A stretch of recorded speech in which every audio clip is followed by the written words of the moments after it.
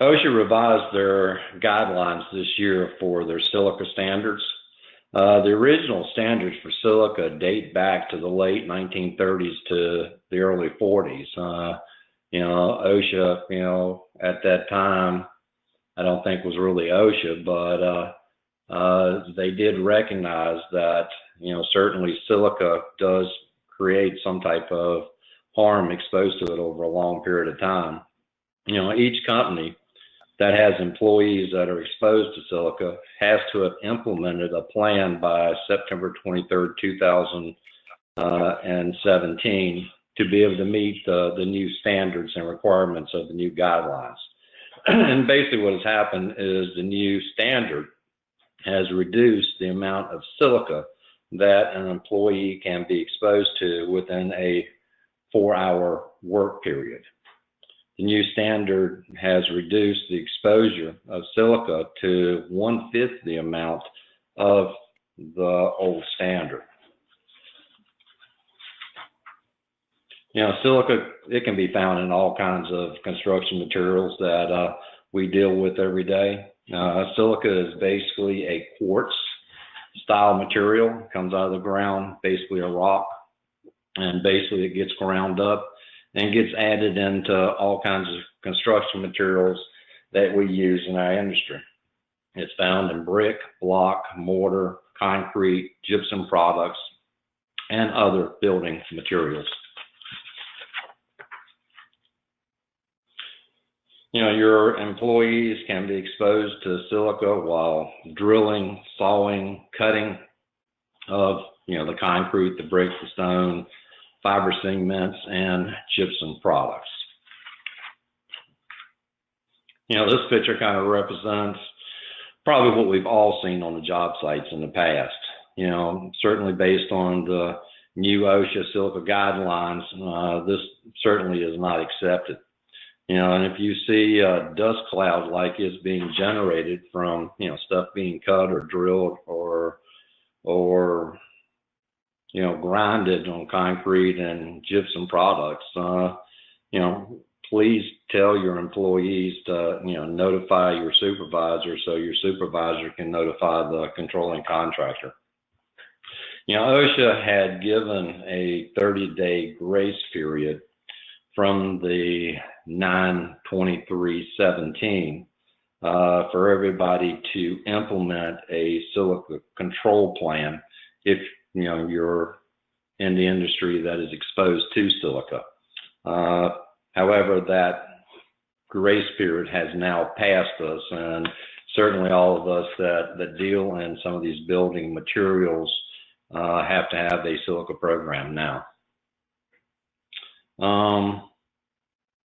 Being exposed to silica can cause, lung damage if exposed to it over, long periods of time.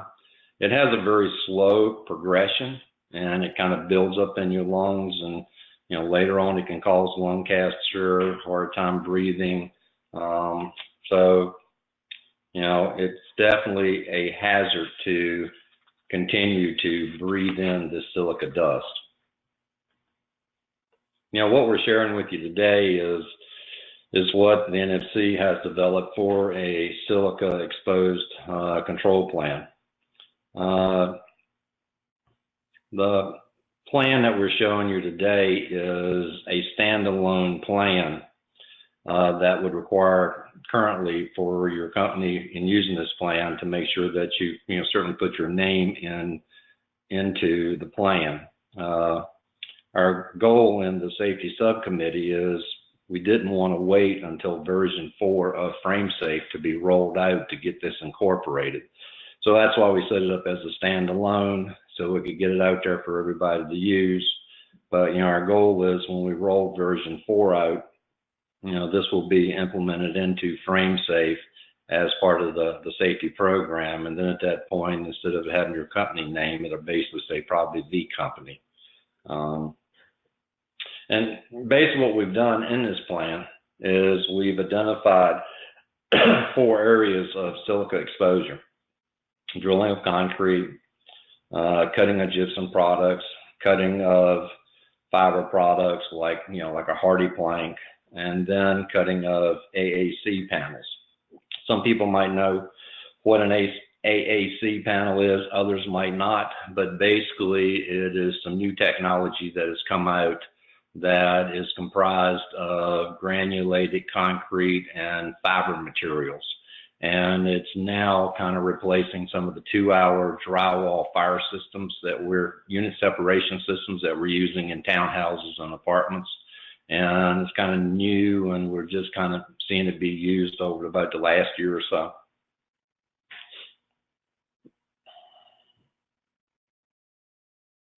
You know, OSHA kind of gives us, I guess, several ways to be able to protect our workers. You know, certainly one is a respirator program. You know, we recognize that incorporating a respirator program, there is an enormous amount of training that is required to train your employees. There's a lot of medical testing that has to be done. However, OSHA has, you know, given us some other options if we follow some of the guidelines that they have given us. The first option they recommended is using Table 1. And then, of course, the second option is to do a scheduled monitoring program. And we're going to talk about, you know, both those options today. OSHA actually has done a pretty good job in helping develop guidelines to reduce exposure to silica. You know, they've developed what their guidelines are called Table 1. And basically what we've done with the NFC is to look at all the different Table 1 activities and then tie those back to the activities that we do in construction today. Okay, how do you read a Table 1? If you look at the top of the page, the task is drilling of concrete. And then if you look to the left-hand side, it's basically what type of equipment or task is going to be taking place in drilling of the concrete. Well, if you notice underneath the equipment, there's multiple different types of drills that you can use. And then the engineered and work practice control method. A lot of words, but basically what it boils down to is how are you going to control the silica as you're drilling? Well, the recommendation is to make sure that you have a collection system to be able to collect that dust as you're drilling. And there's a lot of manufacturers out there now have developed some great tools to use to be able to do that. You know, also to note, right at the last line of the control method, for this particular Table 1 application, they recommend a HEPA filter vacuum when cleaning the holes. Now, some of Table 1 require HEPA filters, others do not. So in going through and reading the different Table 1s is certainly something that you want to note and pay attention to.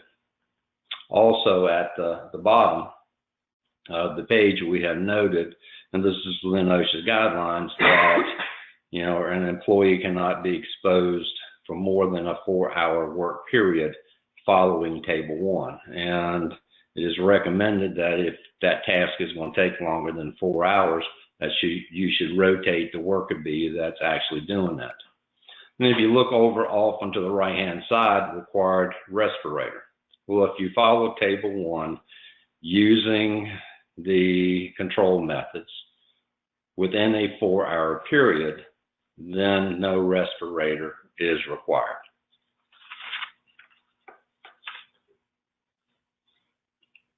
The next Table 1 example is we've identified at the top of the page cutting of gypsum product and cutting of fiber products. We kind of combined both of those into this one Table 1 because we've identified that, you know, the tools that's being used and the controls that are being used are going to be the same. If you notice at the bottom of the control method of this, it talks about having a filter with a 99% or greater efficiency on taking out the silica dust, but it does not require a HIPAA filter for this one Table 1 activity. The next Table 1 example, we've identified the AAC panels, which I had talked about earlier.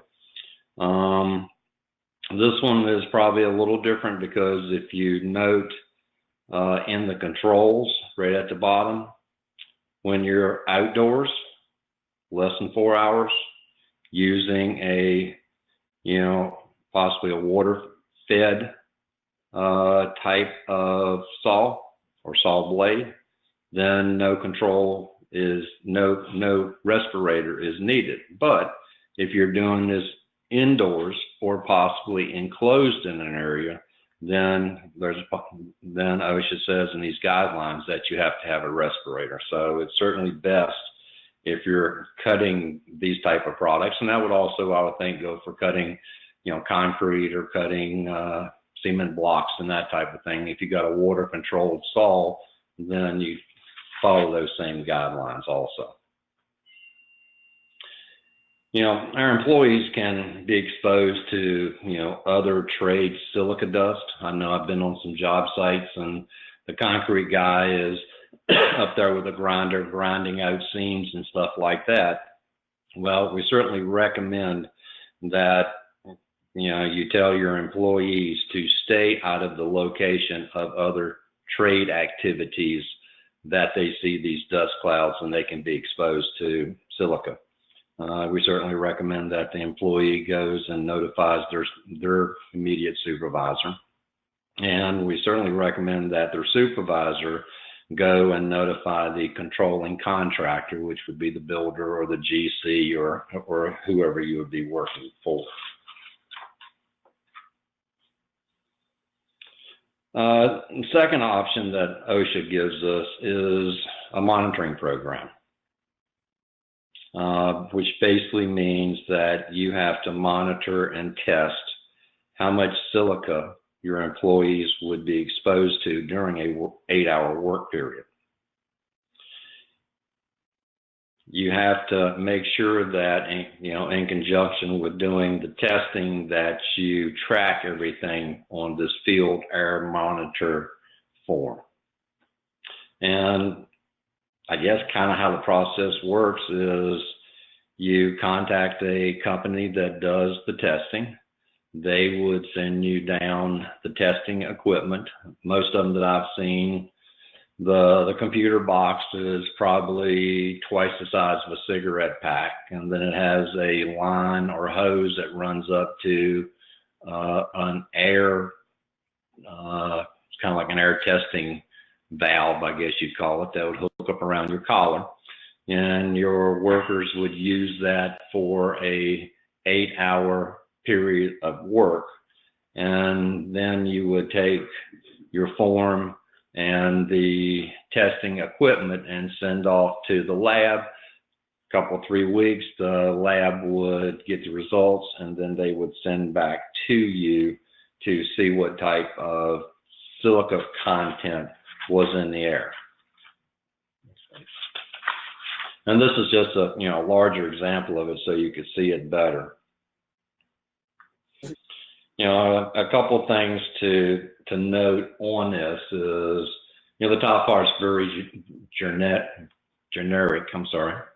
The job site, the company name, whether you're doing it indoors or out, weather, temperature, whether the wind's blowing, the type of materials that you're using. That's where it gets more specific, and also the work trade. It also notes the start and the times, and then also tracking the minutes of break, because it's required to have a full 8-hour testing. So if the start time is 7 till 4, then they've worked X amount of hours and they took X amount of break. You need to make sure that the testing includes a full 8 hours. Something else to note is during the testing, the airflow valves on this equipment can be set at different levels. That part I've never understood, because in talking with some of the testing facilities, You can set it at different levels and the testing is still fine. Only thing they recommend is make sure that during your testing that airflow meter is set at the exact level during the whole time of testing. And it's also recommended that, say, if you're drilling up concrete and you have 2 or 3 worker bees around, make sure you're testing all of those worker bees, because the guy drilling will have a certain amount of exposure. The guy that maybe is putting, the anchors in may have another. So it's good to collect all that data, and that is why we have multiple levels of employees listed on here, so that can be done. We've recommend using SGS. We talked to them, and they're in the upper mid-east. They'll provide you with all the equipment. They'll ship it to you.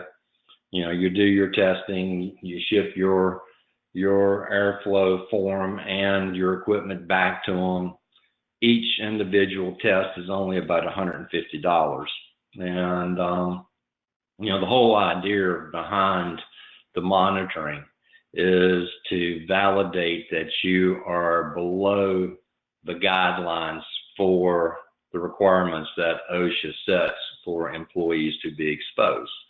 That guideline is 25 parts per million. And if you send your testing results out and it comes back to less than that, then at that point, after 2 tests to make sure your data matches, then at that point, you can incorporate that test results into your plan, and no further testing is needed, and you don't have to worry about, the respirators. You don't have to worry about using table 1. And we'll talk a little bit more about that in just a second. Certainly housekeeping is very important. The OSHA standards basically says that, say if we're out there drilling holes in concrete and you got all kinds of dust on the ground that you hadn't been able to collect with your vacuum system, you're not allowed to dry sweep it. So you would need to, the guidelines state that you can either wet sweep it, which we know makes a big mess, or you can use a vacuum cleaner. Certainly if you use the recommended vacuum cleaners to suck up the dust, it is also recommended to make sure that vacuum cleaner has a trash bag collection agency, I guess you could say, inside of it, so that it collects all the dust. You can open it up and just take the trash bag and put in the dumpster. It is ironic that OSHA doesn't give you really any guidelines for truly disposing of it, other than just not dumping it out and creating another huge dust pile. Certainly employees being informed and employees being trained in silica and understanding the risk is very important. And if you note in here, we have put one section for respirator protection and the medical testing and the program evaluation. In your silica plan, it is recommended to have those guidelines in there. We've kind of done it relatively brief guidelines because our goal is to try to follow table 1 and try to do the testing and validate that the silica levels are below. Certainly if they come back and they are above, then the respirator program is going to be required unless you're following table 1. And we're going to go to the next slide. This kind of shows everybody what guidelines are you going to follow. This is an example of a worksheet. We recommend that you use the silica work plan in determining your controls. If you look at the form, you'll see, basic information about the job site at the top, because you'll do this for each individual job site that you'll be working on. And then, you know, the material containing silica, what your work process is, what is your controls, and whether a respirator is needed. You know, and then if you note, you have table 1. So, okay, you're going to follow the table 1 guidelines, or you've got scheduled monitoring. Well, we use this as an example that we were cutting concrete. I'm sorry, we were drilling concrete, and we've determined that the concentration of silica is 18 parts per million, which that is below the OSHA guidelines. And then if you note who did the testing and was there control required? No control is required because you're below the, you know, the 25 parts per million. So basically, this example shows that if you were going to drill concrete, you did the monitoring, no controls are required. However, while you're doing your gypsum and drywall, your fiber cements, and your AAC panels, you hadn't done the monitoring yet, or the testing didn't come back below the guidelines, then basically you're going to follow table 1. Now, there's no reason why you can't go out and monitor and test all of these activities. And if they come back below the 25 parts per million, then you would not fill out any of the table 1 plan. All of your testing results would go under the monitoring plan, and then that would be submitted. And as I said, you have to do 2 tests. They have to be done within, I think it's a 6-month timetable. And long as both of the tests come back under the guidelines, then at that point you can discontinue your testing unless that activity somehow changed from the way that you tested it, or certainly if OSHA changes its guidelines. Now, we've also, you know, kind of developed a certification for taking this training course that, you know, you can take the same presentation, train your employees, then certainly make sure they understand it, then you can certify them for having taken the test successfully. Certainly recommend doing this. You know, all training documentation is always valuable when, you know, OSHA, you know, shows up on our job sites. You know, we've also incorporated AHAs. I think we've got probably about 5 of them. The first one is just identifying silica as the activity and work task. And we wanted to do that just to have a training tool for everybody to kind of understand the job steps, whether you're drilling, cutting of these different products, what the hazard is, what the control is, what the equipment is. It's just a good, short, quick training tool. And we've also broken down the different activities that we identified earlier. This one is for cutting the AAC wall panels. The next one is for cutting fiber products. The next one is for drilling of concrete. And also our goal, and we're already starting to work on some, is to develop, you know, 3 or 4, maybe even 5 toolbox talks that we will be implementing into the Frame Safe program for additional training. And we've developed this sign that can be used and posted on the job sites.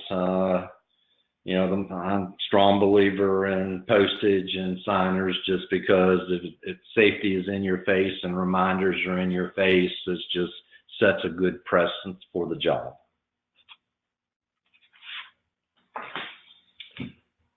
Questions?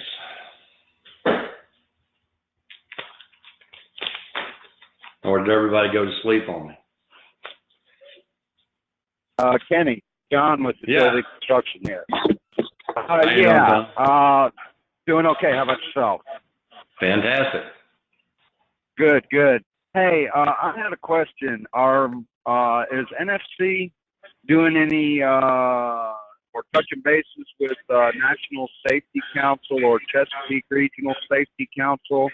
Because I know that they are looking to set up an objective database on some of the processes in regards to Silica.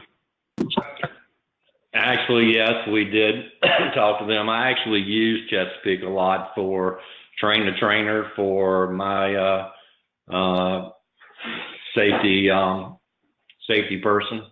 And they have talked to us about, as we're collecting all this data, to certainly send it to them. One of the goals in NFC is to also to try to start tracking some of that data.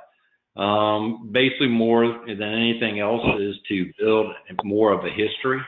I don't know, and I don't think that data, if it's being tested by one company, can be used by another company. But I think it builds a strong case that if Ace Carpentry went out and tested, drilling holes, and they come in at 16 parts per million, and then Agility went out and done it, come in at 17 parts per million.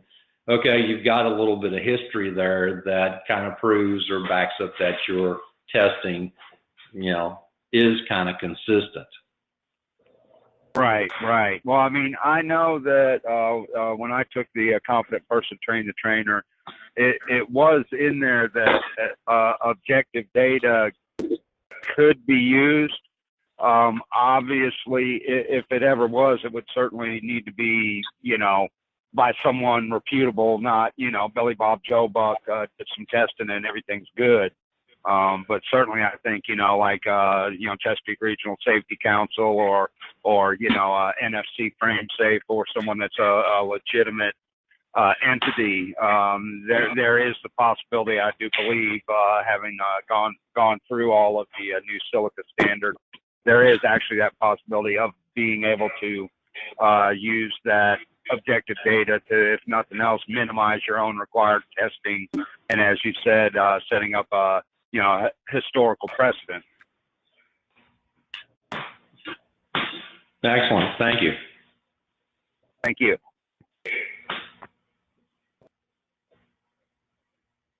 Anybody else?